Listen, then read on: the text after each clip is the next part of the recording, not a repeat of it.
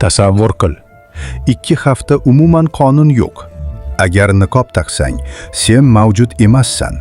Bu kino syujeti emas, bu Venetsiya 300 yil oldin. Qoida bitta edi. Agar yuzingda niqob bo'lsa, sen yo'qsan. Politsiya seni hibsga ola olmaydi. Kreditor qarzingni so'ray olmaydi. Erlar xotinini tanimaydi. Niqob senga super kuch berardi. Xohlaganingni qil, javob bermaysan. Qashshoqlar saroylarga kirib, shohona dasturxonda ovqatlanardi. Ruhoniylar ruletka o'ynardi. Sokin ayollar tungi ayollarga aylanardi. Butun shahar orol kattaligidagi kazino bo'lib ketgan edi. Bu oddiy bayram emas edi. Bu qattiq qoidalar ostida aqldan ozmaslikning yagona yo'li edi. Ammo oxiri nima bo'ldi? Odamlar qoidalarsiz yashashni shu qadar yoqtirib qoldiki, bayram tugagach ham niqobni hech kim yechmadi.